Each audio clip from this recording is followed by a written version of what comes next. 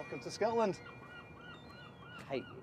Oh, come on, Chris, it wasn't that bad. It was that bad. I have blisters everywhere. No, but think of what we've come to see. There's lodges, there's dams, there's a beaver tunnel that goes under the railway. A beaver tunnel? The beaver tunnel, first one in Great Britain. Okay, that's cool. Hello! Welcome to Scotland, where we're continuing our odyssey to find beavers. We're going to look at how their engineering can improve habitats, but also cause problems for others. And those others include us at Network Rail. It's our job to operate and maintain the railway for passengers and freight users. And beavers don't always feel the same. So I visited a bogwood to meet James Morrison.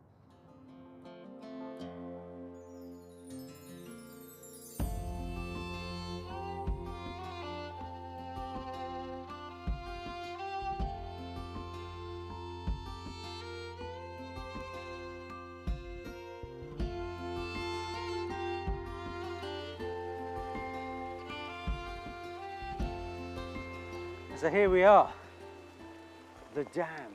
And we are actually standing on a culvert, which I believe has something of a naughty history with the beavers. The beavers blocked this culvert with a dam that was about 1.5 metres high and 3 metres deep into the culvert. It was a real hassle trying to get that material out of here, because with a triple SI on this side and railway behind, there's no access. It was really problematic, but we eventually got it out, and to make sure we never ever had to repeat that trick, we fitted a mesh screen on the front here, and we've got a pipe going through the middle.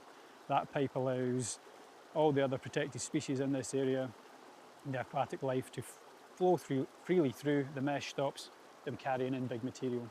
And if they block the pipe, we can take the pipe out and put a new one in. Easy peasy.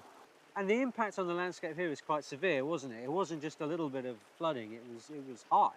Yeah, if you look at that tree right ahead of us, you can see there's a dark band up to at least 1 metre, 1.2 metres up the tree, and the lichen, etc. starts again. That's the height the water was at over there. It came from the bottom of the coping stone below us. So the beavers were delighted, but the impact wasn't necessarily what the landowner would have liked.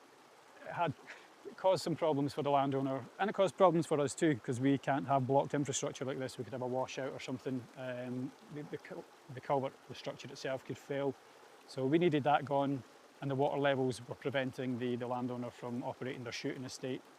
So despite all the difficulties that they can cause with lodges and building dams across culverts, they're still brilliant for wildlife, aren't they, beavers? They are. They're a keystone species. They engineer habitat that benefits other species. They also can hold back water, which is beneficial for flooding and stuff like that. So there's a lot of benefits, from biodiversity to flooding prevention, etc. They're a really useful thing to have in the landscape if they're in the right areas. Now, it's fair to say that Network Rail has sometimes found itself as something of a mediator between beavers and local landowners, and it's easy to understand why. Neil spoke to Communications Manager Alison Clark-Dick to find out more about how we do that. This example here was a triple SI, so a site of special scientific interest. So we had to work closely with Nature Scot, but obviously, of course, the local landowner as well. We came to people with a problem that we have, but we need everyone to work together to find a solution. And when we're working with those landowners, does that help with things like access to the railway? Yeah, definitely. You need to leave a good impression.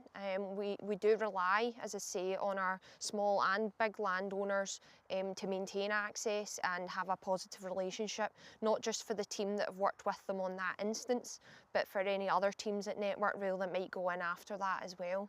And that's certainly the case we've seen here at Glen Eagles Estate. Yes, definitely.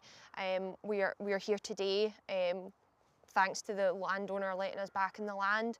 There can be issues that come up as well that aren't foreseen, so we might need to be reactive, but also there's issues that we can be more proactive on as well. So it's about maintaining that positive and trusting relationship with the landowners as well as Nature Scot as well.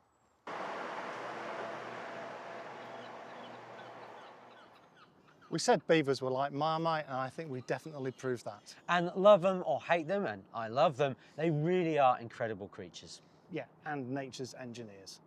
So if you'd like to learn more about biodiversity at Network Rail, you can head to our website, networkrail.co.uk/biodiversity. You ready then? You know, there's a station up there. I'm going to get the train. Oh, Chris, come on. What if Alison likes canoeing?